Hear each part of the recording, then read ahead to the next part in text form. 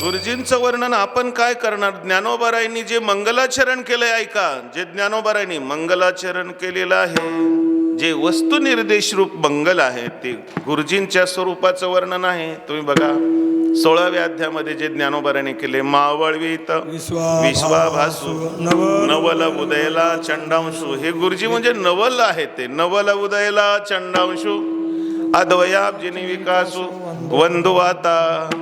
गुरुजी म्हणजे कोण आहे? जो अविद्या राती रुसोनिया गिळी ज्ञान आणि अज्ञान चांदनिया, जो सुदनी करी ज्ञानिया स्वबोधाचा, जेने विवळतीये सवळे लाहोणी आत्मज्ञानाचे डोळे, सांडिती देहांतेचे अविसाळे जीव पक्षी. हळूच म्हणायचं का लिंग देह कमळाचा. हो, ज्ञानोबारांनी फार सुंदर लिहिले. हे सगळं गुरुजी करतात. तया चक्रवाकाचे मिथुन सामरस्याचे समाधान भोगविजो चिद गगन भुवन दिवा म्हणजे गुरुजी आहेत. विठ्ठल विठ्ठल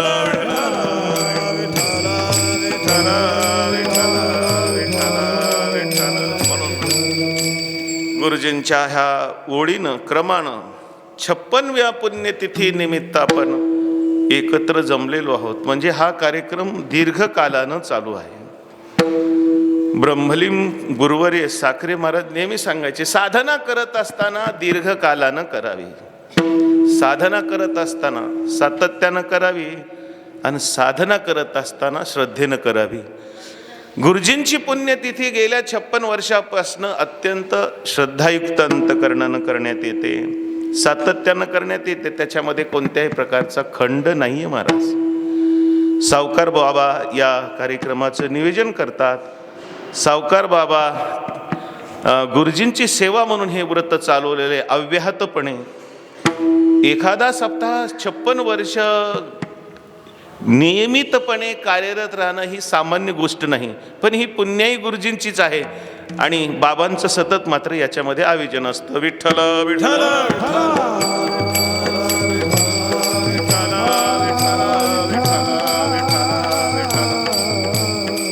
एखादी साधना करत असताना एखादी साधना करत असताना 12 वर्ष पूर्ण झाली की त्याला एक तपपूर्ती सोहळा म्हणतात. आणि मानवी जीवनामध्ये तप हे अत्यंत महत्वाचं आहे. स्वरूपाची या प्रसरा. ज्ञानोबाराय लिहितात, तप म्हणजे काय? स्वरूपाची या प्रसरा लागी प्राणेंद्रिय शरीरा आटणी करणे जे वीरा तेची तप. स्वरूपाच्या प्राप्ती करतात, जी आम्हाला जीवाची आटणी करावं लागती, विवेक धारण करावा लागतो, वैराग्य धारण करावं लागतं, शमाधी षट संपत्ती धारण करावं लागते आणि पूर्ण अधिकार संपन्न करून हे काम करावं लागतं आणि इंद्रियांना कवेत घ्यावं लागतं. म्हणून 12 वर्ष पूर्ण झाले की त्याला तपपूर्ती सोहळा म्हणतात. आणि 12 वर्ष साधना केल्यानंतर त्या साधनेमध्ये एक प्रकारचं शुद्ध मराठीमध्ये सांगायचं म्हणजे एक वेटेज येत असतं, एक घनता निर्माण होते. तर या कार्यक्रमाला 4 तपपूर्ती झालेली आहेत. 12 चोक 48, 48 + 8 म्हणजे 48 + 8 म्हणजे 56. Not a joke. म्हणजे या साधनेला 56 वर्ष पूर्ण होत आहेत. ही खऱ्या अर्थानं गुरुजींचीच पुण्याई आहे. विठ्ठल विठ्ठल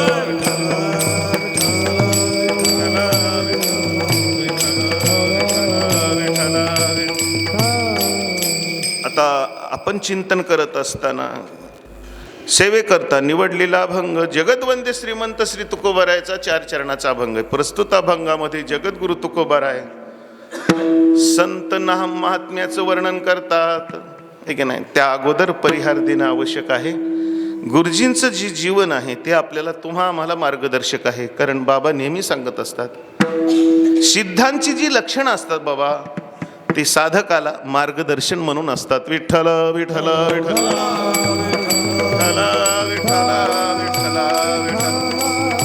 मग गुरुजींची पुण्यतिथी का साजरी करायची त्याचं कारण आहे.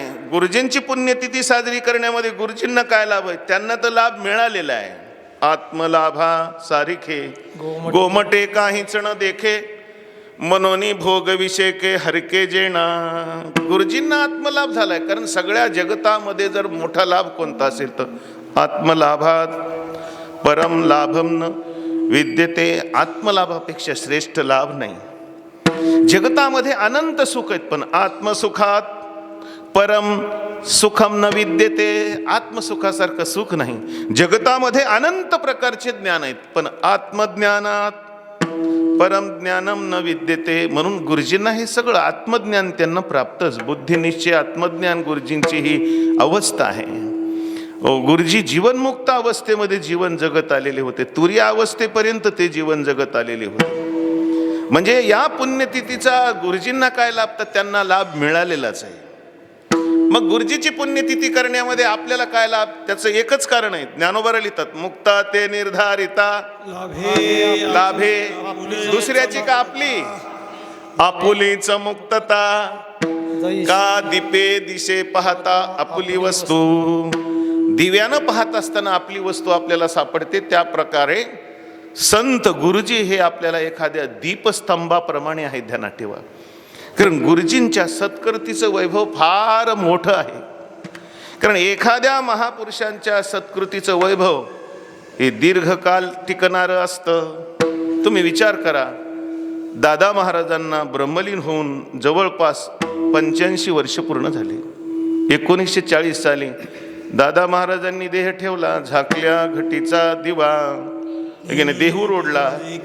एक नाही महात्मा कसा देह ठेवतो पाहायचं का मुलांनो? झाकल्या घटीचा दिवा निणिजे काय झाला केधवा, या रीती जो पांडवा देह ठेवी. दादांना ब्रह्मलीन होऊन आपल्या स्वरूप अवस्थेमध्ये विलीन होऊन विठ्ठल विठ्ठल विठ्ठल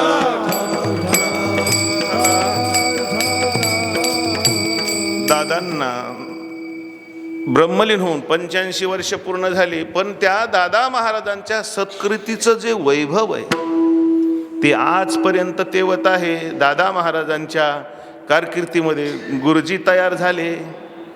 दादा महाराजांच्या कारकिर्दीमध्ये तात्या महाराज तयार झाले. हे की नाही, म्हणजे या महापुरुषांच्या सत्कृतीचं वैभव हे दीर्घ कालानं राहत असतं बाबा. आणि असे महात्मे त्यांची कीर्ती तनू अजरामर झालेली असते. ते देहातून जातात पण त्यांची कीर्ती तनू ही अजरामर असते. गेले दिगंबर ईश्वर विभूती, ईश्वर विभूती. आ गेले दिगंबर ईश्वर विभूती, ईश्वर विभूती. आ गेले दिगंबर ईश्वर विभूती, ईश्वर विभूती. आ गेले दिगंबर ईश्वर विभूती, ईश्वर विभूती.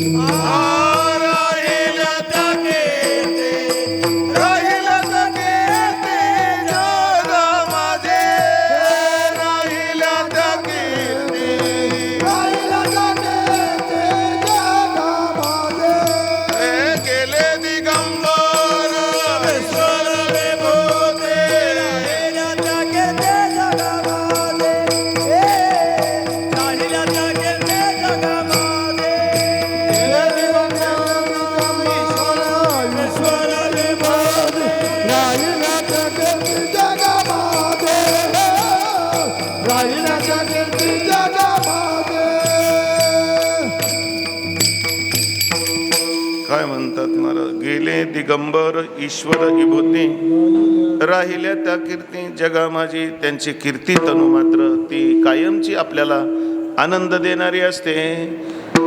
गुरुजींच्या कालामध्ये काही मंडळी तयार झाली, काही लोकांची स्मारकं, ठीक नाही, काही त्यांनी मंडळी तयार केली. या रूपानं असतात. गुरुवारी महाराजांनी या जवळपास मी हे कीर्तन महाराजांच्या गुरुवारी महाराजांच्या मुखातनं मी 2000 साली ऐकलं होतं आणि याच मंडपामध्ये हे अभंग घेतलेला होता. ती गुरुजींची 30वी पुण्यतिथी होती. आज त्याला 26 वर्ष झाले. कारण माझ्याकडे काही नोंदी आहेत त्यांनी सांगितलेले, त्याच्यावर मी बोलायला लागलो. विठ्ठल विठ्ठल.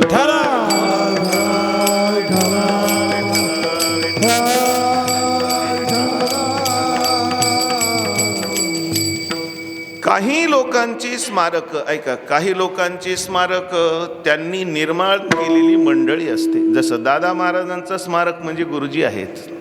आहे की नाही. गुरुजींचं स्मारक म्हणजे त्यांनी जी मंडळी तयार केली ती मंडळी आहेत. म्हणजे सत्कीर्तीचं वैभव हे दीर्घकाल चालणारं असतं. म्हणून काही मंडळींनी, काही महापुरुषांनी काही माणसं निर्माण केले आणि माणसासारखा माणूस तयार करणं हे अत्यंत कठीण काम असतं. म्हणून तर ये हृदयचे ते हृदय घातले, वेतन मोडिता आपणा ऐसे केले अर्जुना. कारण एका जिवंत महापुरुषांचा बोध ऐकात, एका जिवंत महापुरुषांचा बोध एका जिवंत साधकाच्या अंतकरणामध्ये संक्रमित केला जातो. आणि हा बोध संक्रमित केल्यानंतर जो महापुरुष ज्या अवस्थेमध्ये आहे त्याच अवस्थेमध्ये ज्याच्या अंतकरणामध्ये बोध संक्रमित केलाय तो सुद्धा तेवढ्याच अधिकाराचा सिद्धत्वाला प्राप्त होतोय. आणि असं होत असताना तुम्हाला सांगतो मी, संत आपलं संतत्व योग्य अधिकाऱ्याला प्रदान करतात. कारण संत आपलं संतत्व योग्य अधिकाऱ्याला प्रदान करतात. पण हे प्रदान करत असताना आपलं संतत्व त्यांचं रत्तीभर कमी होत नाही. आपलं संतत्व जशाला तसं ठेवून दुसऱ्याच्या मध्ये संतत्व उतरण्याचं काम गुरुजी सारखे महापुरुष करतात. विठ्ठल विठ्ठल.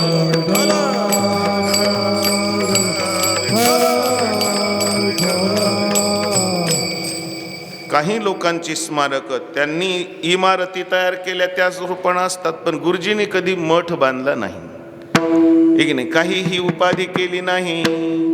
ठीक नाही, म्हणजे गुरुजींनी मंडळी तयार केली, त्यांच्यासारखी मंडळी तयार केली आणि त्यांचं जीवन तुम्हा आम्हाला मार्गदर्शन आहे. गुरुजींच्या जीवनामध्ये तुम्ही पहा, त्यांच्या ठिकाणचं असणारं वैराग्य, ते हे विषय वैराग्य जे आत्मलाभाचे, मला सांगायचं मधून मधून होय बर का, जे आत्मलाभाचे सौभाग्य जेणे परमानंदा योग्य जीव होती कडकडीत वैराग्य आहे की नाही. म्हणजे गुरुजींच्या मध्ये तुकोबारायसारखं वैराग्य होतं, ज्ञानोबारायसारखं ज्ञान होतं आणि नाथ बाबासारखी शांती होती. म्हणजे नाथ बाबा, ज्ञानोबाराय आणि तुकोबारायांचे एकीकर म्हणजे आपले गुरुजी. विठ्ठल विठ्ठल.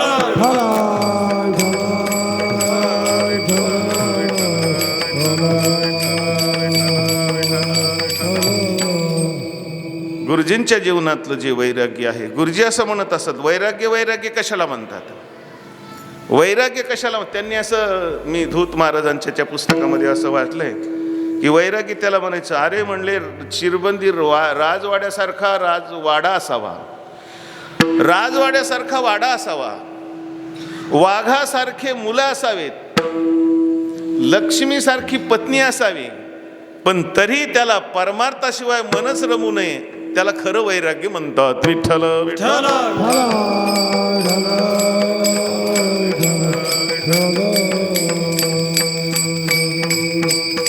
मला सांगायचंय, वैराग्याची व्याख्या पाठ असणं वेगळं आणि वैराग्याची अर्थपूर्णता प्राप्त होणं ही वेगळी गोष्ट आहे. ओव्या पाठ असणं वेगळी गोष्ट आहे. ही ओवी मला पाठ होते, श्रुती स्मृतीचे अर्थ आपण होणे मूर्त अनुष्ठाने जगादेत पडिल जे, ही ओवी म्हणणं वेगळी गोष्ट आहे. आणि अशा ओवीची अर्थपूर्णता, अशा ओवींना जगवण्याचं काम हे महापुरुष करत असतात. आम्ही सामान्यपणे ओव्या पाठ असल्यामुळे म्हणत असतो, पण त्याची अर्थपूर्णता आपल्या अंतकरणात असेलच असं काही सांगता येत नाही. विठ्ठल विठ्ठल विठ्ठल.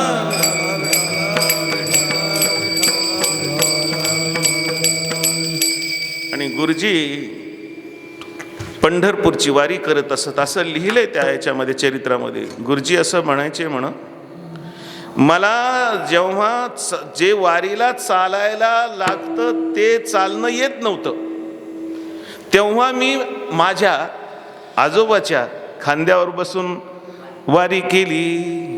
म्हणजे गुरुजी हे पंढरपूरचे निष्ठावंत वारकरी होते, हे आपल्याला मार्गदर्शन अशा प्रकारचं आहे.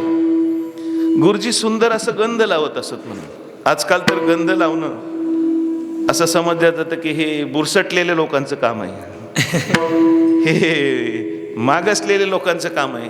आधुनिक विद्याविभूषित लोक म्हणतात, अहो हे कपाळ इतकं सुंदर असताना या कपाळावर अशी जॉमेंट्री काय काढायची, जॉमेंट्री म्हणजे ही भूमिती कशाला काढायची. पण त्यांना कळत नाही या गंधाचं. जुन्या काळामध्ये माणसं गंध लावल्याशिवाय बाहेर पडत नव्हते. जुन्या काळामध्ये एखाद्यानं गंध नाही लावलं तर दोन त्याचे अनुमान चालले, ते कदाचित हा गंध लावत नाही म्हणजे याला रिकामी जागा पडला असेल, म्हणजे सुतक पडला असेल, नाहीतर हा काय असेल, जुम्मुक जुम्मा असेल. पण आता कपाळावर गंध नसलं तर लोकांना काही वाटत नाही, कारण कपाळावर गंध लावणं हे अत्यंत महत्वाचं आहे. कारण हे गंध दोन भिवयाच्या मध्ये, ज्याला भ्रुकुटी स्थान म्हणतात, ते आपलं आज्ञाचक्र असतं आणि ते हेड ऑफिस असतं.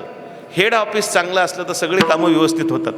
दिल्लीचं जर ऑफिस चांगलं असेल तर सगळ्या राज्याचा कारभार चांगला चालतो. म्हणून गंधाचं महत्व आहे. असं म्हणतात की गुरुजी जप करत असत, हे की नाही, गुरुजी जप करत असत. खरं म्हणजे गुरुजींना जप करण्याची काय गरज आहे? गुरुजी पहाटच्या वेळेस माळ जपत असत, काकडा भजन करत असत. आजची तासी तर आहे, एखाद्यानं थोडं विचारसागर ऐकायला सुरुवात केली की तो भक्तीला तर नाकारून टाकतो. तो म्हणतो भक्ती कशाला करायची, को विधी को निषेध, तो म्हणायला लागतो. म्हणजे गुरुजी काकडा भजन करत असत, गुरुजी जप करत असत. गुरुजींना कोणीतरी असं विचारलं, हे सगळं मी ऐकलेलं बरं का बाबा, मी काही गुरुजींना प्रत्यक्ष पाहिलं नाही, पण या परंपरेमध्ये मी गुरुजीबद्दल ज्या गोष्टी ऐकल्या ते ऐकीव गोष्टी मी सांगेल. गुरुजीला कोणीतरी विचारलं म्हणून, गुरुजी तुम्हाला जप करण्याची काय गरज आहे? तुमच्या नावाचा जप तर भगवान परमात्मा वैकुंठामध्ये विष्णू करत असेल. गुरुजींनी म्हणून उत्तर दिलं, अरे बाबा ते बरोबर आहे बाबा, मग मी जप का करतो? त्याचं कारण आहे म्हणले, तुमच्यासारख्या साधकांनी, तुम्ही आता विचारसागर ऐकायला लागले, वृत्ती प्रभाकर ऐकायला लागले, आणि मग तुम्ही सगळ्यांनी जप सोडलाय, म्हणून मी तुमच्या नावाचा जप करतोय. विठ्ठल विठ्ठल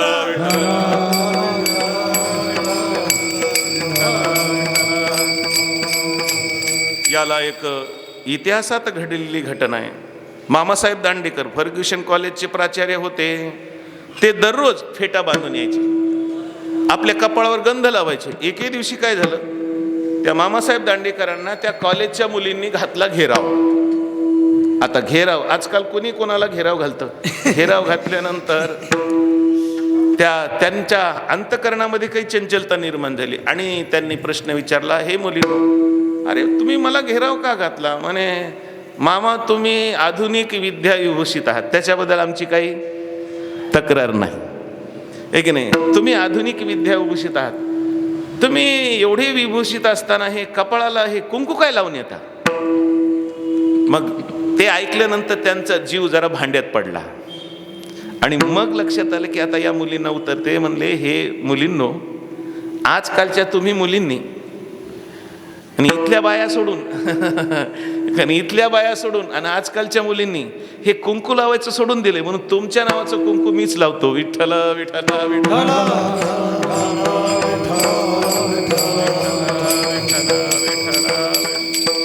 एकंदरीत गुरुजींचं जे जीवन आहे तुम्हा आम्हाला मार्गदर्शन करणार आहे. आणि आज त्यांच्या सेवेकरता निवडलेला अभंग जगद्वंदी श्रीमंत श्री तुकोबरायचा 4 चरणाचा अभंग आहे. प्रस्तुत अभंगामध्ये जगद्गुरु तुकोबराय संत महात्म्याचं वर्णन करतात. विठ्ठल विठ्ठल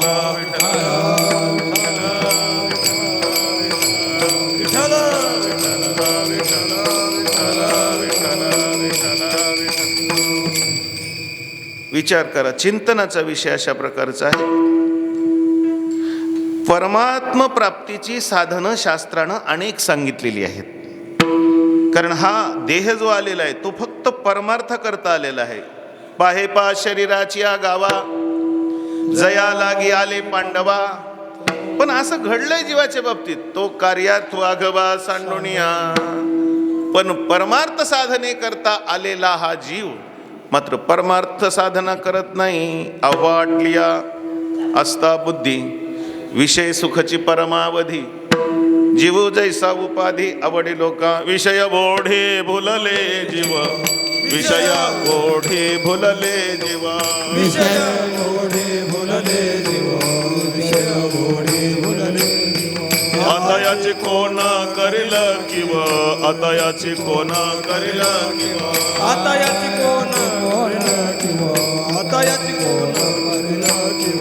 नोपजे नारायणी भाव, नोपजे नारायणी नुपजे नारायणी भाव नुपजे नारायणी भाव पावनी ठाव नरदेह पावनी ठाव नरदेह विषय ओढी भुलले जीवा विषय ओढे बुलले जीव विषय ओढे बुलले जीव विषय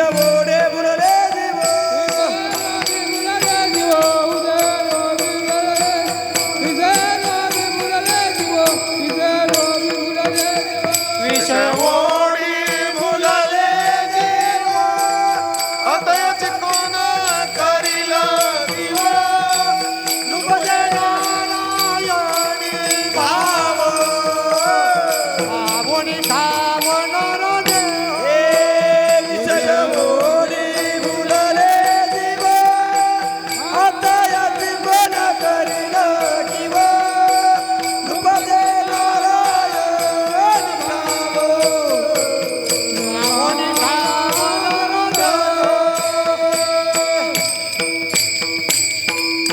असं घडलं जीवाच्या बाबतीत. जो जीव परमार्थ साधने करता आला आहे की नाही, विषय ओढी भुलले जीव आता यांची कोण करील किव नुपजे नारायणी भाव पावनी ठाव नरदेह. मग काय परमार्थाची साधनं शास्त्रानं सांगितली आहे की नाही. परमार्थ प्राप्तीची साधनं कर्म ही परमात्म प्राप्तीचं साधन सांगितलं. उपासना सुद्धा परमात्म प्राप्तीचं साधन सांगितलं. योग सुद्धा हे परमात्म प्राप्तीचं साधन सांगितलं. आणि ज्ञान म्हणजे कर्म, उपासना, ज्ञान आणि योग मार्ग ही साधनं सांगितली. पण ही साधनं सांगत असताना ऐका, प्रत्येक साधनामध्ये काही ना काहीतरी काठिण्य आहे, काही ना काहीतरी काठिण्य.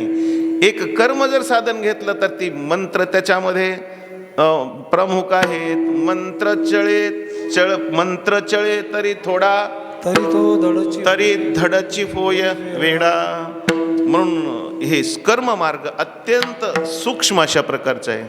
विधी कळाला तर विधान कळत नाही, विधान कळालं तर विधी कळत नाही. म्हणजे कर्म मार्ग अत्यंत सूक्ष्म आहे. तुम्ही विचार करा, देवपूजा करताना पळी भांड डावीकडं ठेवायचं का उजवीकडं ठेवायचं हे कळत नाही.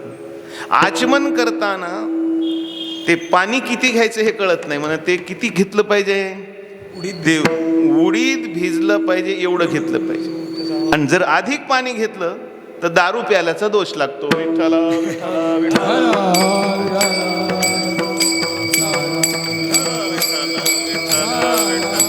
म्हणजे एकंदरीत कर्म मार्ग हा अत्यंत सूक्ष्म अशा प्रकारचा आहे. आणि कर्माचं तिथपर्यंत जात नाही. तुका म्हणे त्यांचे कळले आम्हा वर्म जे जे कर्म धर्म नाशिवंत. म्हणजे हे कर्म अत्यंत सूक्ष्म आहे. चला पुढे भगवत प्राप्तीचं दुसरं साधन जर आपण पाहिलं तर योग साधन आहे. पण त्या योगाचा ज्ञानोबरांनी फार मोठा निषेध केला. योगाची वाटा किंवा योगयाग विधी येणे नोहे सिद्धी. योगयाग विधी येणे नोहे सिद्धी. वायाचे उपाधी धम्म धर्म.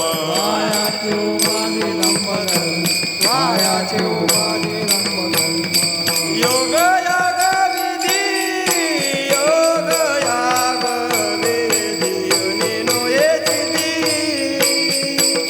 योग याग विधी योग याग विधी येणे नोहे सिद्धी. योग याग विधी योग याग विधी येणे नोहे सिद्धी. वायाची उपाधे धम्म धर्म. वायाची उपाधे धम्म धर्म. वायाची उपाधे धम्म धर्म. वायाची उपाधे धम्म धर्म. हरे मुखे मना हरे मुखे मना हरे मुखे मना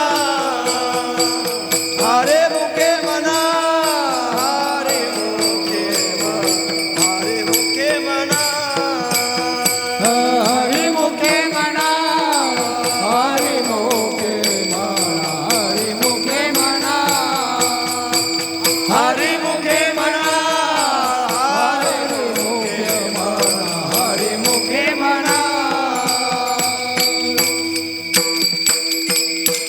म्हणतात ज्ञानोबा, योगाचं साधन अत्यंत कठीण आहे. योग याग विद्ये येणे नो हे सिद्धे, वायाचे उपाधी दंभ धर्म. यद्यपि ज्ञानोबारायांना कुंडलिनी योगापर्यंत योगाचे राजे आहेत ज्ञानोबाराय. आणि निषेध करत असताना एक त्याच्यामध्ये संकेत, निषेध कोणी करावा? जो त्याच्यातला तज्ज्ञ असेल त्यानं निषेध करावा.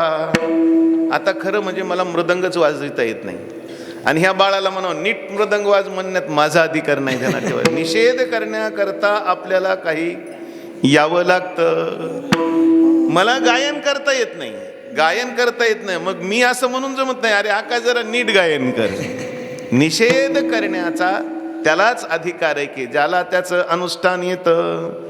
आता तुम्ही पहा, ज्ञानोबाराय या योगातले तज्ज्ञ आहेत. ज्ञानोबारायांनी आपल्या पाठीवर योगाग्नीनं मांडे भाजले, म्हणजे योगामध्ये कुंडलिनी योगापर्यंत ज्ञानोबाराय योगियांचे राजे आहेत. ज्ञानराज माझी योग्यांची माऊली, जेने निगममध्ये प्रकट केली. म्हणजे योगाचे ते राजे आहेत, योगामध्ये श्रेष्ठ आहेत. त्यांनी योगाचा निषेध केला तर चालतं बाबा, पण सामान्यानं करू नये. त्यांनी निषेध केलाय. अष्टांग योगे नसी निजेरया. अरे तुम्ही अष्टांग योग करू नका. यम नियम निरोध न कीजे रया, हे सामान्यानं म्हणून जमत नाहीये, हे ज्ञानोबारायनच म्हणावं. त्यांनाच ते शोभत. काय केलं त्यांनी? वाचा गीत गायजे, वाचा गीत गायजे. म्हणजे तुम्ही त्या योगाच्या साधनामध्ये प्रवृत्त होऊ नका. यद्यपि ज्ञानोबाराय त्याच्यातले तज्ज्ञ आहेत, आणि त्यांनी शेरा मारला 12व्या अध्यायामध्ये, योगाची वाटा जे निघाले गा सुभटा, तया दुःखाचा जी शेल वाटा. शेल का भाग? शेल वाटा भागाला. पुढे तर दृष्टांत दिलाय, जे लोहाचे चणे बोचरिया पडती खाणे. लोखंडाचे चेने दात असलेल्या माणसाला जर जमत नाहीत तर ज्ञानोबाराने त्याच्यावर वरचढ केली की लोखंडाचे छेणे जे बोचरिया पडती खाणे. विठ्ठल विठ्ठल विठ्ठल.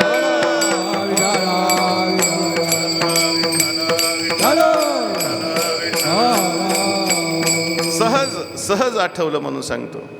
एकदा मोठे महाराजांनी असं कीर्तनामध्ये सांगितलं होतं, एक मृदंगाचार्य, त्याला त्या मृदंगाचा फार अभिनिवेश होता. ते म्हणले असं वाळलेलं कातडं वाजून मोक्ष मिळत नसतो म्हणले.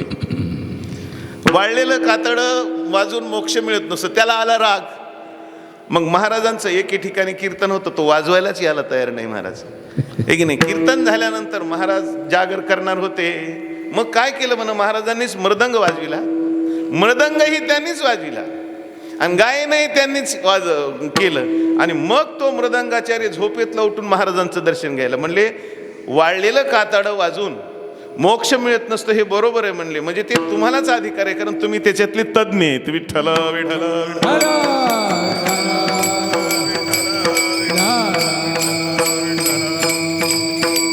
तसं ज्ञानोबारांनी योग साधनेचा निषेध केलाय. म्हणजे योग साधन हे परमात्मा प्राप्तीचं अत्यंत कठीण साधन आहे. का कठीण आहे त्याचं कारण आहे. त्याचं तुम्हाला कारण सांगतो. ज्या लोकांना एका कीर्तनामध्ये 2 तास बसत असताना या मांडीवरून त्या मांडीवरून, त्या मांडीवरून या मांडीवर, एका कीर्तनात माणसं जर 84 आसनं करत असतील तर त्यांना योग कसा जमायचा.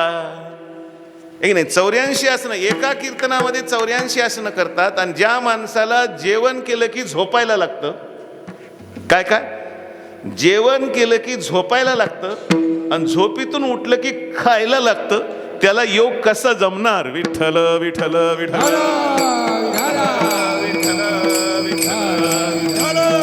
म्हणजे याचा अर्थ हे योग साधन अत्यंत कठीण आहे. म्हणजे कर्म मार्ग भगवत प्राप्तीचं कठीण आहे. त्याचे अधिकारी फार थोडे आहेत. योग मार्गाचे अधिकारी फार थोडे आहेत. आता कोणता मार्ग राहिला त्याच्यामध्ये एक आहे ज्ञानमार्ग. ज्ञानमार्ग जया ज्ञाना लागे. ज्ञानोबाराय म्हणतात ते ज्ञान कमवताना काय होत आहे. जया ज्ञाना लागी गगन गिळतात योगी.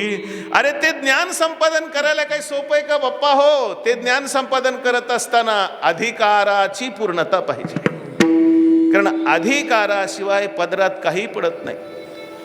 अधिकाराच्या पदरातून काही सुटतच नाही, अधिकाऱ्याच्या पदरातून काही सुटतच नाही आणि अनाधिकाऱ्याच्या पदरात काही पडतच नाही. विठ्ठल विठ्ठल. म्हणून ज्ञान साधना करण्याकरता ज्ञान साधना करण्याकरता विवेक पाहिजे. आत्मानात्म विवेकेन ज्ञानम भवते निर्मलम. त्याला विवेक करायला पाहिजे. हो, आणि ज्ञानाचं एक आहे विवेक आहे, त्याच्यानंतर वैराग्य आहे. विवेकापूरची वैराग्याची पातळी अत्यंत कठीण आहे. माणसाला कळतं पण ते वैराग्य असेलच सांगता येत नाही. वाचा वदे परी करणे कठीण. तुकोबारायने लिहिलंय ते तुमच्या आमच्या करता लिहिलंय. यद्यपि तुकोबारायची स्थिती तशी नाही आहे. वाचा वदे परी करणे कठीण इंद्रिया अधीन झालो देवा. ठीक नाही. म्हणजे काय? म्हणजे करणी करता टिंब टिंब कापे बोल बोलता सोपे वाटे. करणी करता टिंब टिंब कापे म्हणजे विवेकाच्या गोष्टी करणं, गप्पाष्टकामध्ये विवेकाच्या गोष्टी करणं सोपं आहे. पण वैराग्य त्या पुढचं मात्र अत्यंत कठीण आहे. वैराग्याच्या नंतर शम. शम म्हणजे मनोनिग्रह. दम म्हणजे इंद्रिय निग्रह. ठीक नाही. उपरती तितिक्षा. तितिक्षा म्हणजे द्वंद्व सहन करण्याचं सामर्थ्य. ते बी कसं बाबा म्हणतात काय? कुरकुर न कर. कुरकुर न करता द्वंद्व सहन करणं हे काही सोपं आहे का महाराज? म्हणजे शम दम उपरती तितिक्षा श्रद्धा. अरे ज्या परमात्म्याला आपण पाहिलं नाही त्या परमात्म्याच्या अस्तित्वाबद्दल कल्पना करायची, असत्वापादक आवरण निवृत्त करायचं आणि त्या परमात्मा प्राप्तीचा आम्ही विचार करायचा. केवढं धैर्य लागत असेल महाराज. म्हणून श्रद्धा पाहिजे. वेदांत वाक्याच्या ठिकाणी नितांत श्रद्धा, गुरुवाक्याच्या ठिकाणी नितांत श्रद्धा. कारण श्रद्धेचं ज्ञानाचं समीकरण आहे. श्रद्धावान लभते ज्ञानम. श्रद्धा पाहिजे ज्ञान संपादन करण्याकरता. म्हणून ज्ञान तर चांगलंच आहे पण त्याला श्रद्धा पाहिजे. आणि एकदा ज्ञान प्राप्त झाल्यानंतर ते टिकण्याकरता एखादं ज्ञान होईल बुद्धिमत्तेनं, पण विरक्ती वाचुनी काही ज्ञानासी तगण्याची नाही. अरे विरक्तीशिवाय ज्ञान तगतच नाही. म्हणून ही ज्ञान साधना अत्यंत कठीण आहे. विवेक वैराग्य समाधी षट संपत्ती त्यानंतर मुमुक्षत्व हे त्याच्याही पलीकडचं आहे. विठ्ठल विठ्ठल.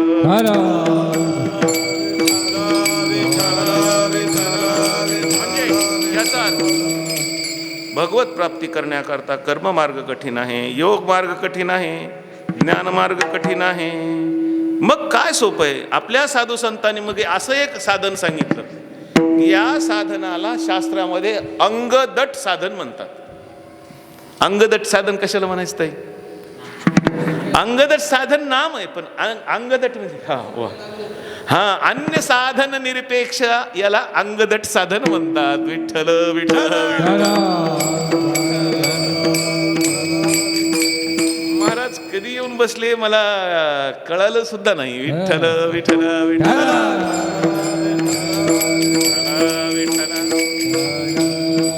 इतर साधना करत असताना अन्य साधनाची गरज आहे पण नाम साधना करत असताना कशाची गरज नाही. ध्यानात ठेवा. एक नाही. नाम जप यज्ञ तो परम बाधून सके स्नानादी कर्म नामे पावन धर्माधर्म नाव परब्रह्म वेदार्थे. अशा प्रकारची नाम साधना ही अत्यंत सोपी. ध्यानात ठेवा. नाम साधना करायला कोण लागतं? एक नाही. नाम साधना करायला दोनच अटी आहेत बाबा. तो माणूस असावा गड्या आणि जिवंत असावा. बस. मेलेला माणूस चालत नाही. मेलेलं काय एक नाही. म्हणून नामसाधना अत्यंत सगळ्या साधू संतांनी डांगोरा पिटलाय. यारे यारे लहान थोर, यारे यारे लहान थोर, यारे यारे लहान थोर, यारे यारे याते भलत्या नारे नर, याते भलत्या नारे नर, याते भलत्या नारे नर, याते भलत्या नारे नर. करावा विचार, करावा विचार, करावा विचार, करावा विचार. नलगेची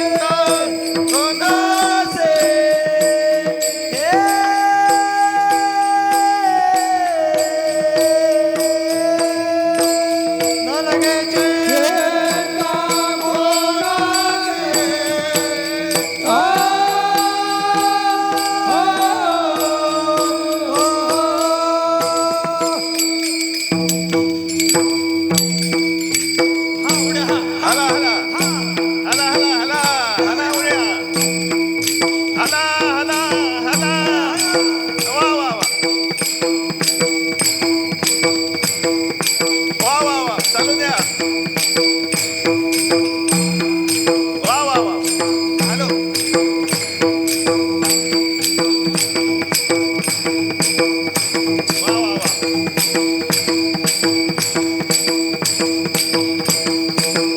हला, हला, हला. हा, हा. वा, वा.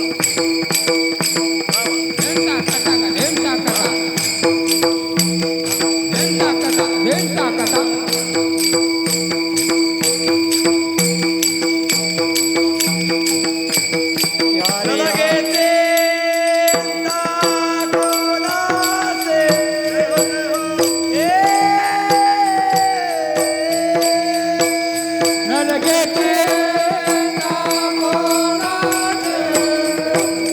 ए. यारे यारे लाल थोर यारे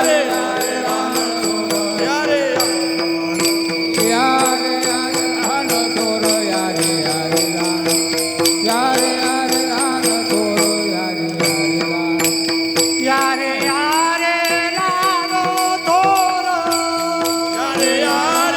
लाल थोर याती भलत्या नारी नर याती भलत्या नारी नर करावा विचार हे करावा विचार नलगते ताकोनाचे नलगते ताकोनाचे यारे यारे लाल थोर यारे यारे लाल थोर यारे लाल थोर यारे यारे लाल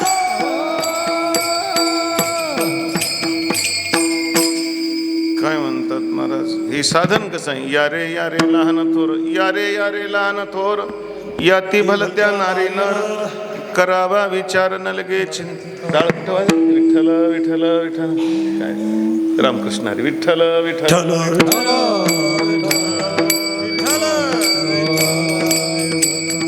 कसं असतं? भजनामध्ये विक्षेप झाला ना ते मरणापेक्षा जास्त खतरनाक असतं, ध्यानात ठेव. मला एकदा कीर्तनामध्ये विक्षेप झाला की 2 तास बोलता येत नाही बघा. कीर्तन किती तास असतंय?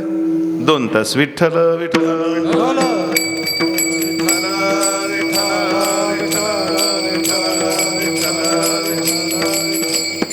हे नामसाधना. या रे लहान थोर, याती भलत्या नारी नर करावा विचार न लगे चिंता कोणाशी. हे साधन सगळ्यांना करता येतं. संतांनी हे सगळं सांगितलंय. सकळाशी येथे आहे अधिकार, कलियुगे उद्धार हरीचा नामी सगळे संतांनी सांगितले. मोडोनिया वाटा सूक्ष्म नुस्तर केला राज्य चाले ऐसा. म्हणून नामसाधना ही अत्यंत महत्वाची साधना आहे. नामसाधना ही अन्य साधन निरपेक्ष आहे. म्हणजे हे अंगदट साधन आहे. या नामसाधनेला इतर साधनाची गरज नाहीये. ही नामसाधना वैदिक आहे.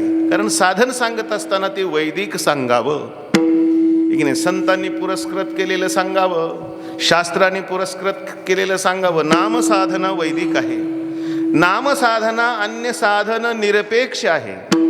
आणि नामसाधना सर्व मार्गेक सेव्य आहे. कोणालाही ती नामसाधना करता येते. आणखीन त्याचं वैशिष्ट्य म्हणजे नामसाधना निश्चित फलापर्यंत जाणारी आहे. विठ्ठल विठ्ठल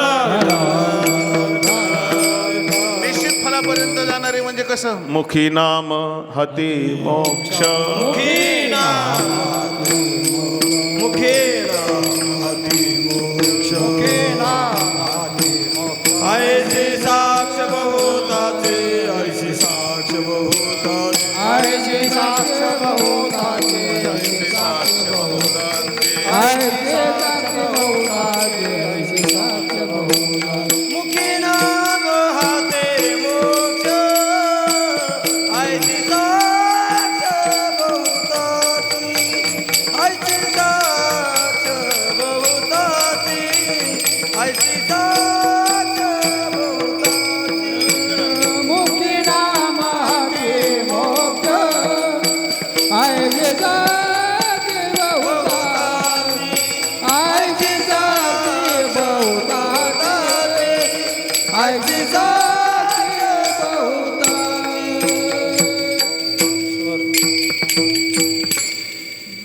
ज्वारीची पेरणी करताना फटी पडतात ना, आता तुम्ही फट पडली पण म्हणलं हे मिळून घेतील तर हे बी मिळून घेईन, त्याला काय करावं? विठ्ठल विठ्ठल विठ्ठल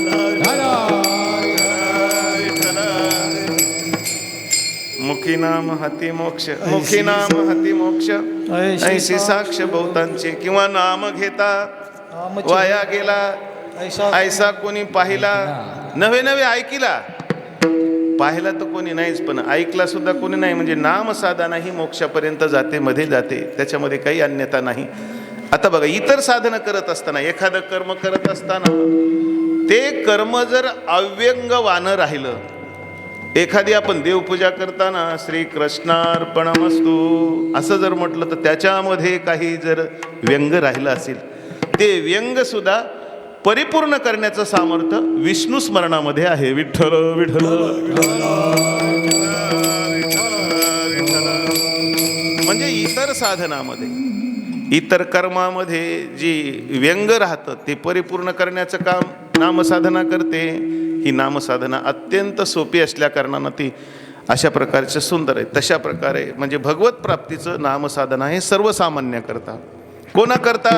भगवंताने लिहिले अपिचेद सुधा दुराचारो. भगवंता त्याच्यावर लिहिले, जो आधी जरी दुराचारी तो सर्वोत्तमचे अवधारी.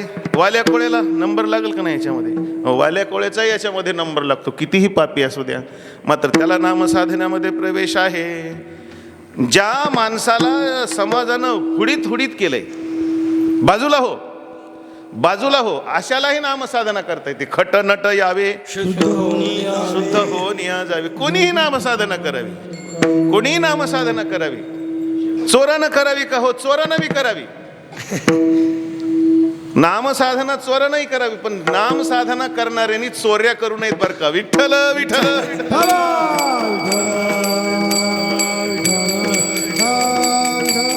आम्ही ज्यांच्याकडं सारडा महाराजाकडं ज्यांच्याकडं ऐकलं होतं मानवतला, ते म्हणायचे ज्ञानेश्वरी कोणी वाचावी, ज्ञानेश्वरी कोणी वाचावी. आम्ही म्हणलं चोरानं वाचावी का बाबा? ते बोलले चोरानं बी वाचावी गडे, पण ज्ञानेश्वरी वाचणाऱ्यांनी परत चोऱ्या करू नयेत. विठ्ठल विठ्ठल विठ्ठल.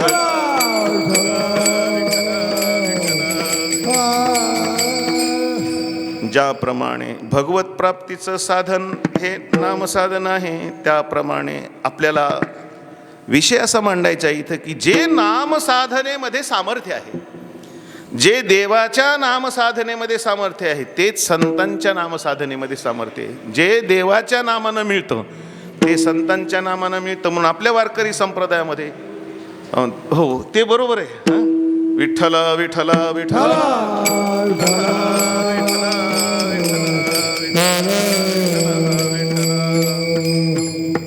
म्हणजे देवाच्या नामामध्ये जे सामर्थ्य तेच सामर्थ्य संतांच्या नामामध्ये आहे. तुम्ही बघा, नाथबाबांनी ज्ञानेश्वर महाराजांच्या नामाचं चिंतन सांगितले. ज्ञानदेव चतुराक्षरी जपतो करी सर्वज्ञ, ज्ञाता ज्ञान विरले होय निजांगे ऐशी प्रतिज्ञा, ज्ञानाग्नीने पापे जळती ही ज्याची आज्ञा.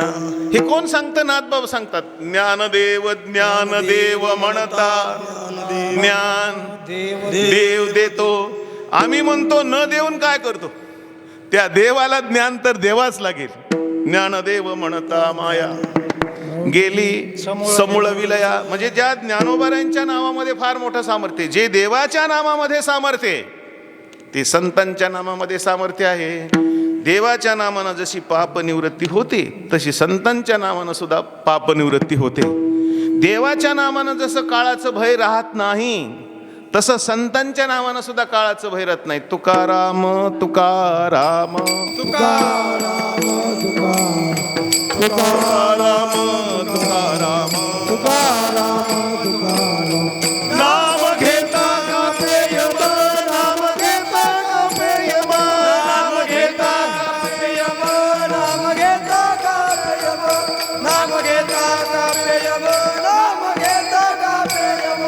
तुकाराम तुकाराम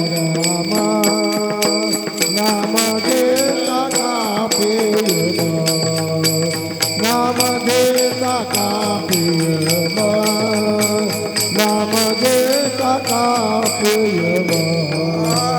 तुकाराम तुकाराम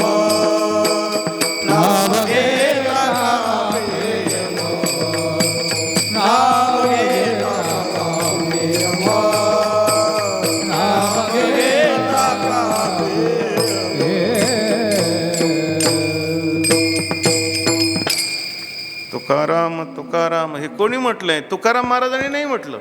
तुकाराम तुकाराम नाम घेता कापे यम मने रामेश्वर भट्ट द्विजा तुका विष्णू नाही तुझा. ज्या तुकोबारायांनी एकेकाली त्यांचं एकेकाली त्यांनी शत्रुत्व पत्करलं तेच तुकाराम महाराज खऱ्या अर्थानं कळाल्यानंतर तुकिता तुलनेशे ब्रह्म तुकासी आले मनोनी रामेश्वरे चरणी मस्तक ठेवले. अशा रामेश्वर भट्टांनी तुकोबारायाच्या नामाचा उल्लेख केलाय. जे भगवंताच्या नामामध्ये सामर्थ्य आहे ते संतांच्या नामामध्ये सामर्थ्य आहे. म्हणून तर आपल्या वारकरी संप्रदायाचा एक महामंगल मंत्र ठरला. ध्यानात ठेवा, कोणतंही भजन असेल की नाही, कोणतंही कीर्तन असेल, त्या कीर्तनाची सांगता, त्या भजनाची सांगता ज्ञानदेव तुकाराम महाराजांच्या भजनाशिवाय होतच नाही. आणि आपण आळंदीपासनं पंढरपुरापर्यंत जे वारीमध्ये चालतो त्याच्यामध्ये तरी नाममंत्र कोणता असतो? ज्ञानोबा तुकाराम, ज्ञानोबा तुकाराम, ज्ञानोबा तुकाराम, ज्ञानोबा तुकाराम, ज्ञानोबा तुकाराम, ज्ञानोबा तुकाराम, ज्ञानोबा तुकाराम, ज्ञानोबा तुकाराम.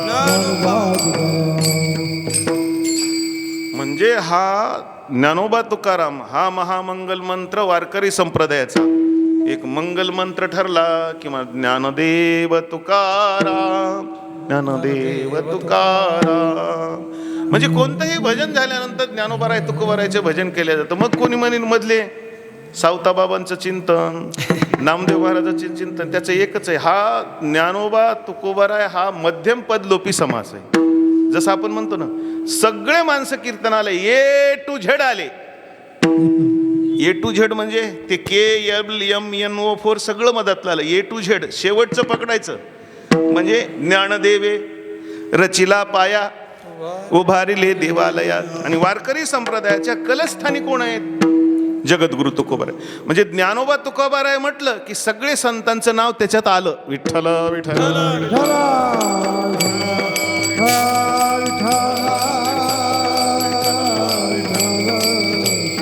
म्हणजे माझ्या बोलण्याचा इत्यर्थ आहे, जे देवाच्या नामामध्ये सामर्थ्य आहे ते संतांच्या नामामध्ये सामर्थ्य आहे. म्हणून आज सेवेकरता निवडलेल्या अभंगामध्ये जगद्गुरु तुकोबाराय अभंगाच्या पहिल्या चरणामध्ये पुण्यवंत भावे, पुण्यवंत भावे, पुण्यवंत भावे, पुण्यवंत भावे.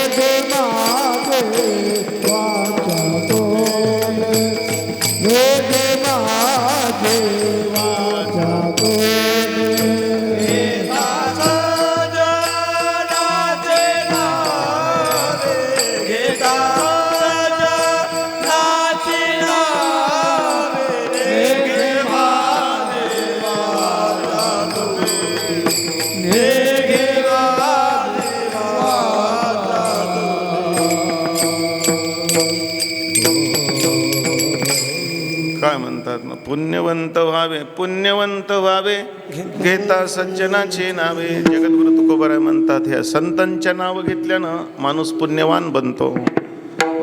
त्याच्या ठिकाणी पुण्याचा साठा होतो. म्हणजे जे भगवंताच्या नामामध्ये सामर्थ्य आहे तेच संतांच्या नामामध्ये सामर्थ्य आहे.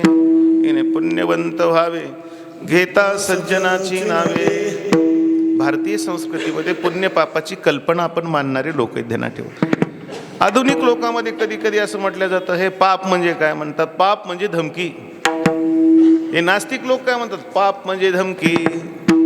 पुण्य कशाला म्हणजे? पुण्य म्हणजे मस्केगिरी, आणि धर्म म्हणजे हा भुलताप, आणि धर्म म्हणजे आपूची गोळी. विठ्ठल विठ्ठल विठ्ठल.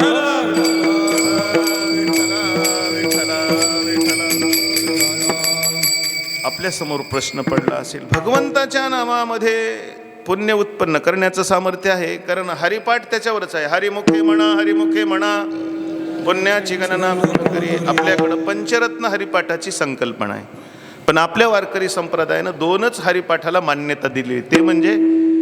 ते म्हणजे नाथबाबांचा हरिपाठ आणि ज्ञानोबारायांचा हरिपाठ. आता हा नाथबाबांचा हरिपाठ, हरीच्या नामाचा उद्घोष ज्याच्यामध्ये केलेला आहे ते हरिपाठ आहे, ध्यानात ठेवा. आणि दोन्ही याच्यामध्ये हरिमुखी गाता हरपली चिंता, त्यांना ही मागुता जन्म घेणे. बाबा, भगवंताच्या नामानं पुण्य प्राप्त होतं. मग संतांच्या नावानं पुण्य प्राप्त कसं होतं, त्याचं उत्तर आता आलंय. तुम्ही म्हणलं ना देवते संत, ते मला घ्यायचं होतं, पण तुम्ही अगोदरच ते म्हणजे हे करायला लागले. फोडून टाकायचं नाही, त्याचं सेक्रेट कायम ठेवावं लागत असतं. ते सेक्रेट असतं एक प्रकारचं, मग त्याच्यावर तर आमचं भांडवल असतं. तुम्ही जर अगोदरच उत्तर सांगणार तर आम्ही 2 तास काय बोलणार बाप्पा. विठ्ठल विठ्ठल.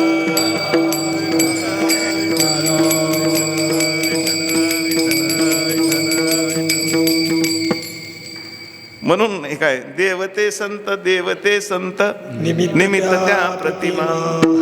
म्हणजे देव संत आहेत आणि संत देव आहेत. भगवान सुद्धा स्वतः म्हणतात, आहे की नाही? भगवान स्वतः म्हणतात 9व्या अध्यायामध्ये, तुम्ही पहा, देव आणि संत एक कसे आहेत. आम्हा तया परस्परे बाहेर नामाची अंतरे, अंतवट वस्तू विचारे मी तेची ते. भगवान म्हणतात हे संत आहेत ना, संत जे माझे रूपडी आत्मज्ञाने चोखडी, संत जे माझे रूपडी तेथ दृष्टी पडो आवडी, कामिनी जैसे. रंगनाथ महाराज परभणीकर म्हणजे गुरुजी, आणि परमात्मा पंढरीनाथ 2 नाहीत ना बाबा, एकच आहेत. सविस्तर सांगा ना, सविस्तर वटत्व जैसे बीज कणिके. तुम्ही म्हणता 9 अध्याय यायचं आहे, ते पण या माग झाले असतील ना पारायण का नाही? सविस्तर वटत्व जैसे बीज कणिके माझी असे, आणि बीज कणी वसे वटी जेवी. म्हणून भगवान परमात्मा. आणि उलट समजा आपले गुरु आपल्या समोर आले आणि योगायोगानं परमात्मा पंढरीनाथ समोर आला, तर तुम्ही दर्शन कोणाचं घ्याल? गुरुचंच घेणार. गुरु गोविंद दोनो खडे कांकू लागे पाव. त्याचं उत्तर काय? बलिहारी जो गुरुदेव दियो बताय. विठ्ठल विठ्ठल विठ्ठल.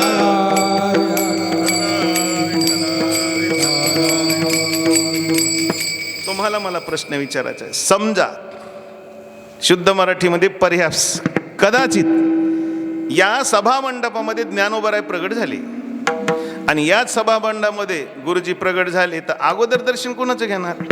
गुरुजींचं. त्याचं कारण आहे, अरे ज्या गुरुजींनी आपल्याला ज्ञानोबाराय समजून दिले ते गुरुजी आपल्याला पहिल्यांदा वंदिनी, नंतर ज्ञानोबाराय. विठ्ठल विठ्ठल.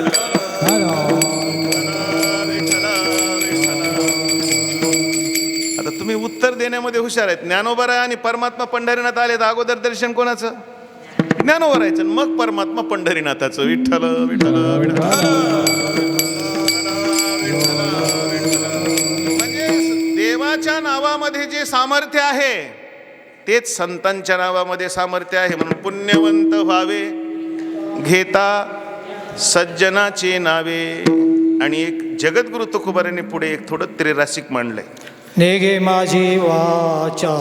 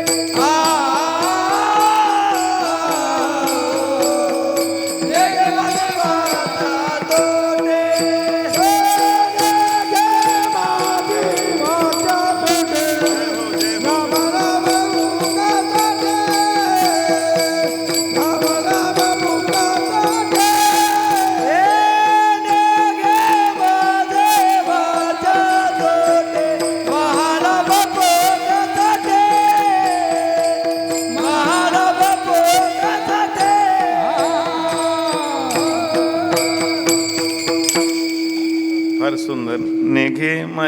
नेघे माझी वाचा तुटे, हे की नाही असं म्हणतात म्हणा. ओल्ड इज काय असतं, गोल्ड असतं. आता बाबांचं वय भरपूर आहे, त्यांच्यामध्ये म्हणजे आवाजाचा स्टॅमिना तेवढा नाही आहे, पण चाल मात्र अशी म्हणली की सोलायची बोय नाही, म्हणजे बोलायची सोय नाही. तुम्ही येऊन तुमची बी उपस्थितीचं चीज केलं, विठ्ठल विठ्ठल विठ्ठल.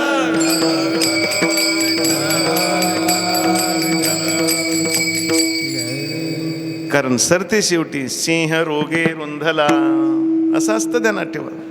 पण पहिलवान कितीही म्हातारा होऊ द्या, एकदा तरी तो कुस्तीच्या फडात म्हणजे फिरून आल्याशिवाय राहत नाही. तसे बाबा आहेत आता जुन्या काळातले, पण ते कुस्तीच्या फडात फिरून येणारच आहेत. विठ्ठल विठ्ठल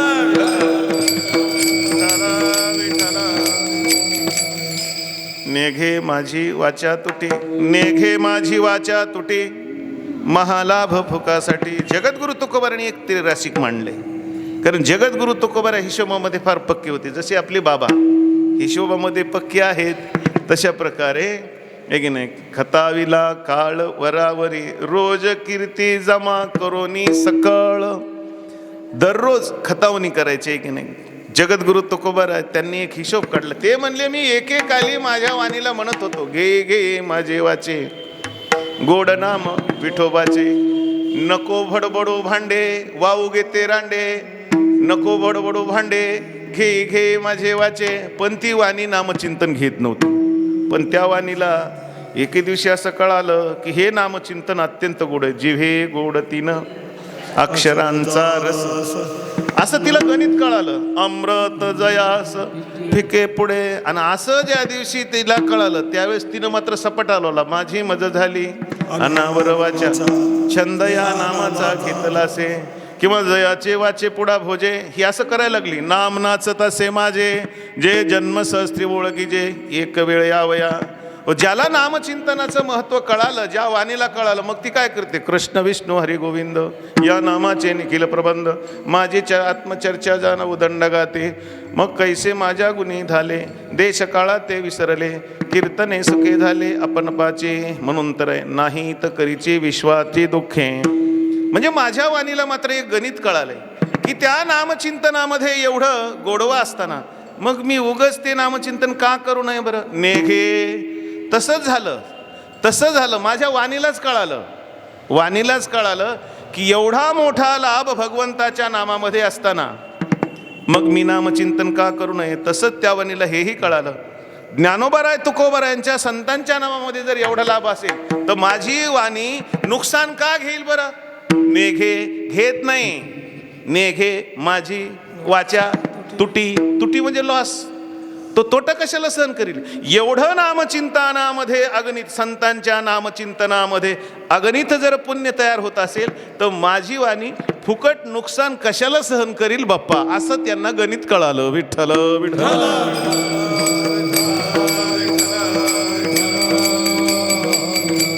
त्याचा जर अन्वय केला तर कळतं महाराज आहे का. फुकासाठी फुकट काही नाही. फुकट मी नुकसान का सहन करावं, हे की नाही. काही कारण असलं तर नुकसान सहन करण्यामध्ये योग्य.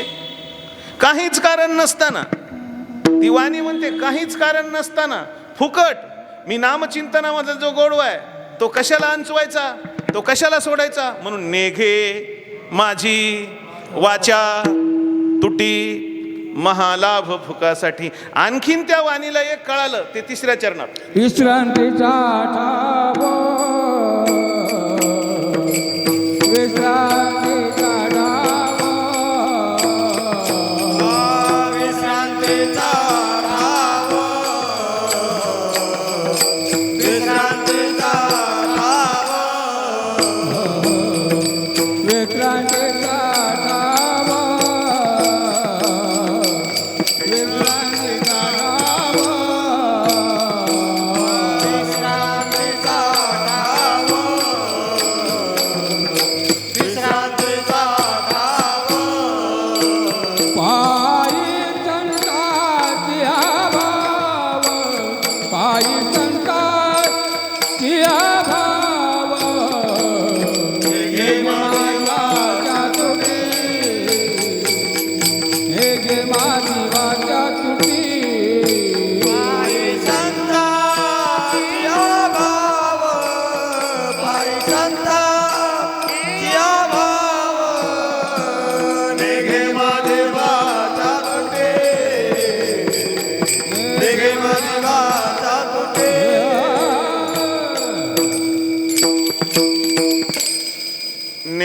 माझी वाचा तुटे महालाभ फुकासाठी.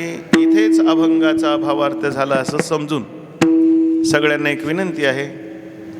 तीच विनंती, ज्यांना ज्यांना देवानं 2 हात दिलेत, नसेल तर माझी काही तक्रार नाही, ज्यांना ज्यांना देवानं 2 हात दिलेत आणि मुखामध्ये वाणी दिली, त्यांनी आमच्या या विठोबा रुक्माईच्या, आता हे परंपरेनं आलेलं आहे ना, हे संक्रमित झालेलं आहे. हे सगळे संक्रमण चांगलं असतं, चांगल्या गोष्टीचं संक्रमण व्हावं, करोनाचं होऊ नये.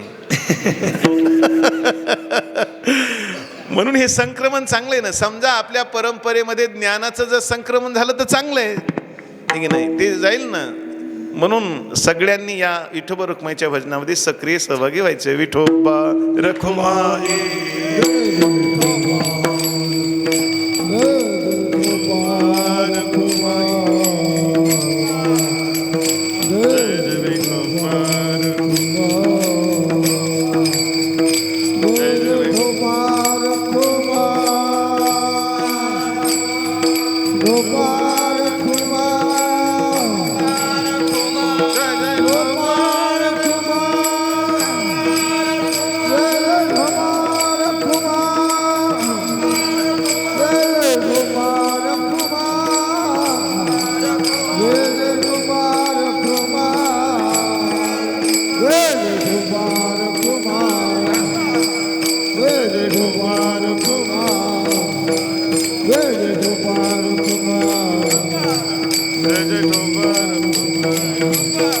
पुंडलिक वरदा हरी विठ्ठल श्री गुरु ज्ञानदेव.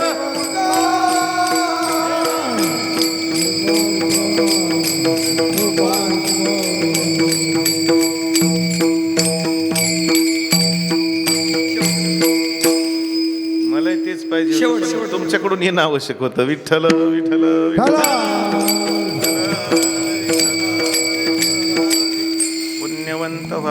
पुण्यवंत व्हावे घेता सज्जनाची नावे. नेघे माझी वाचा तुटी महालाभ भुकासाठी. जगद्गुरु तुकोबराय पुन्हा म्हणतात, विश्रांतीचा ठाव, विश्रांतीचा ठाव पायी संतांची भाव. मानवी जीवनामध्ये माणूस सकाळपासून संध्याकाळपर्यंत आणि जन्मल्यापासून मरेपर्यंत त्याला एक विश्रांती पाहिजे असती, ध्यानात ठेवा. पण त्याला विश्रांती मिळत नाही. पाय पिटी झाला शीन बहु केली वनवन. पाय पिटी झाला शीन. विश्रांती या शब्दाचा अर्थ आहे अत्यंतिक दुःखाची निवृत्ती, पूर्वक परमानंदाची प्राप्ती, आहे की नाही. तो मात्र सकाळपासून संध्याकाळपर्यंत संपूर्ण जीवनभर याच्यामध्ये विवंचनेमध्ये असतो, पण तो मात्र विश्रांतीला पावत नाही. जो जो त्या विश्रांतीचा उपाय करू लागतो तो तो होय अपावो. म्हणजे काय, त्याचं कारण आहे, तो विश्रांती शोधायला लागलाय. कुठून? संसार दुःख मूळ चौकडे इंगळ. इथं शब्द आलाय बघा, ते विश्रांती नाही कुठे. रात्रंदिवस तळमळ. सगळे रात्रंदिवस तळमळे. कसं होईल, काय होईल. काही लोकांचं मंत्र आहे 5 अक्षरी, कसं होईल काय होईल.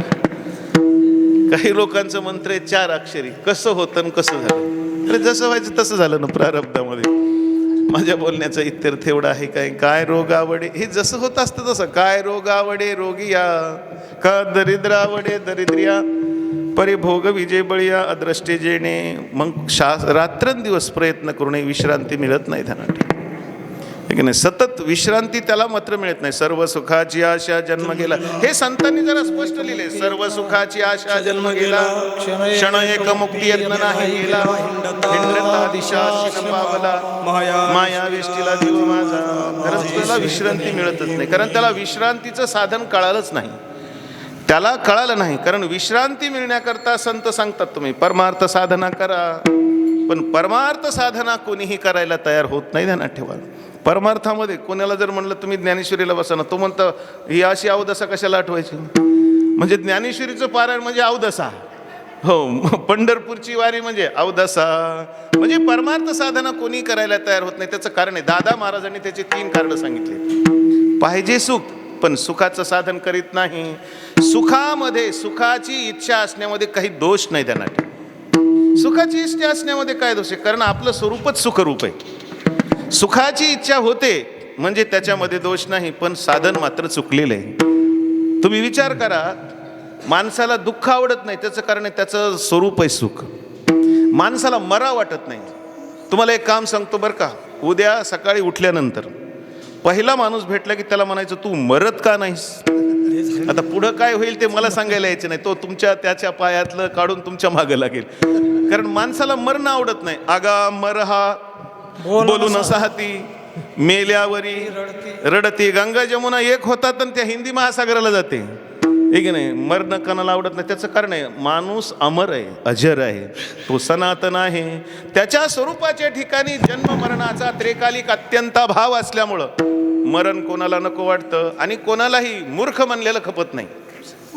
एखाद्या माणसाला बरं का आकाश, कीर्तन झाल्यानंतर एखाद्या माणसाला तू काय मूर्ख आहेस रे असं म्हण, ते तुझ्या एक म्हणजे ते काय पुढे होईल सांगता येत नाही. कारण माणसाला मूर्ख म्हणलेलं का आवडत नाही, कारण माणूस ज्ञानस्वरूप आहे. म्हणजे मूर्ख म्हणलेलं आवडत नाही कारण ज्ञानस्वरूप आहे. दुःख आवडत नाही कारण तो सुख स्वरूप आहे. आणि त्याला मरण आवडत नाही, त्याचं कारण अमर आहे. विठ्ठल विठ्ठल.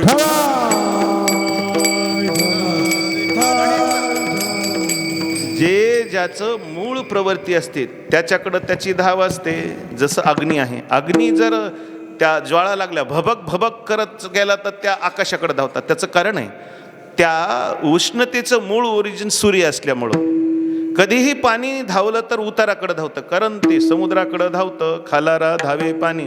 म्हणून इच्छेमध्ये काही दोष नाहीये, सुख मिळावं याच्यामध्ये दोष नाही, पण साधन मात्र तो करत नाही. सगळ्या संतांनी सांगितले की तुम्हाला सुख पाहिजे ना, तुम्ही परमार्थ साधना करा. सुखा लागी करीशी तळमळ, पंढरीशी जाय एक वेळ, मग तू अवघाची सुखरूप होशी, जन्मोजन्मीचे दुःख विसरसी.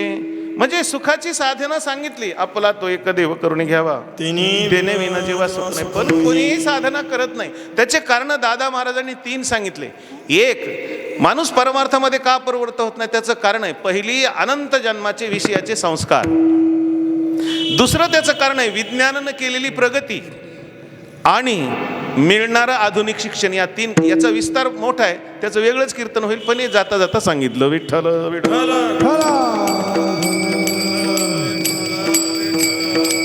परमार्थ साधनेमध्ये कोणी प्रवृत्त होत नाही आणि विश्रांतीचा ठाव तर त्याला पाहिजे. पण जगद्गुरु तुकोबाराय म्हणतात तुला कायमची विश्रांती कुठं मिळेल, संतांच्या पायाच्या ठिकाणी. विश्रांतीचा ठाव पायी संतांची भाव. संतांच्या ठिकाणी तू भाव ठेवला पाहिजे, त्यांच्या चरण कमलावर विश्वास ठेवला पाहिजे. संतांची पायी हा माझा विश्वास, सर्व भावे दास झालो त्यांचा. हे सगळं संत चरणी भाव धरा,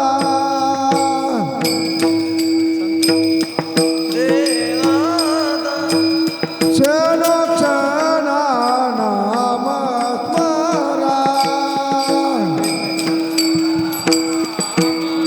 मरा मुक्तीचा योजना वरा, मुक्तीचा योजना वरा,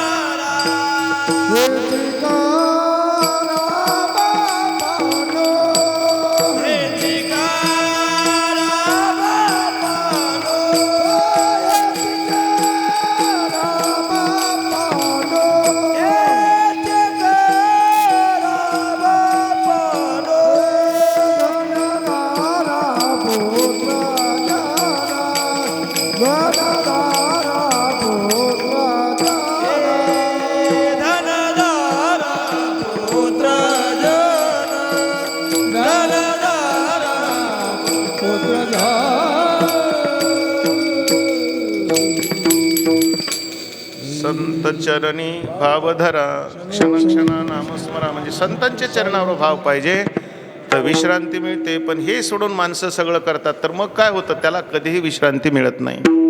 नव्हे आरानुक संसारा हाती, सर्व काळ चित्ते हाची धंदा. मग धंदा तो धंदा त्याचा उपधंदा करत करत मग मात्र तो विश्रांतीपासून फार दूर जातो.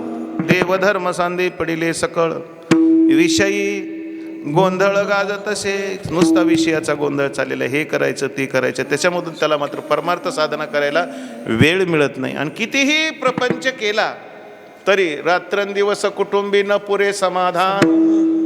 दुर्लभ हे दर्शन ईश्वराचे. म्हणून जर आपल्याला कायमची विश्रांती पाहिजे असेल तर विश्रांतीचा ठाव पायी संतांची आभाव नेघे माझी वाचा तुटी महालाभ भोगासाठी. सरते शेवटी जगद्गुरु तुकोबाराय म्हणतात, आत्मसाक्षारा करता जो काही पापाचा प्रतिबंध आहे. आम्हाला जीवनमुक्ती विलक्षण सुख का मिळत नाही? जीवनमुक्ती झाल्यानंतर सुद्धा जीवनमुक्ती कुठंतरी पापाचा प्रतिबंध येतो, ध्यानात ठेवा. जे जे परमार्थाला आडवं येतं त्याला पाप म्हणत जावं. आणि सगळ्या पापांचं मूळ आहे अज्ञान. जगद्गुरु तुकोबाराय म्हणतात सगळे प्रतिबंध दूर होतात जर तुम्ही संतांच्या नामाचा जप केला तर सगळे पाप निवृत्त होतात. शेवटच्या चरणात सांगितलं, तुका म्हणे पापे, तुका म्हणे पापे, तुका म्हणे पापे, तुका म्हणे पापे, तुका म्हणे पापे, तुका म्हणे पापे, तुका म्हणे पापे, तुका म्हणे पापे, तुका म्हणे पापे, तुका म्हणे पापे, तुका म्हणे पापे,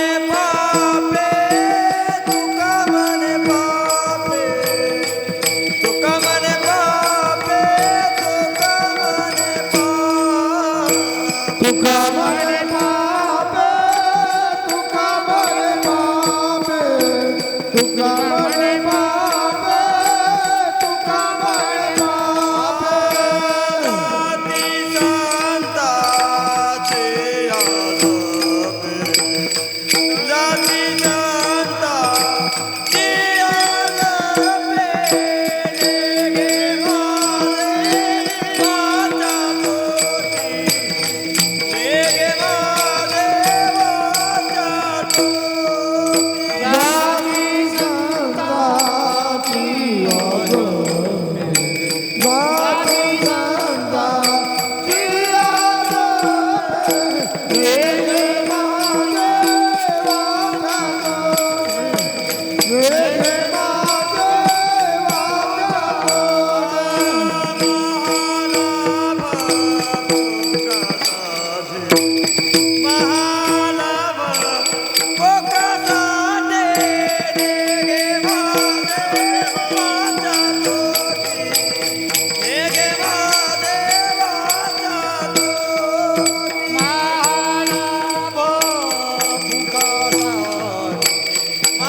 महालाभ भोगासाठी, महालाभ भोगासाठी, नेगे माझे वाचा तुटी,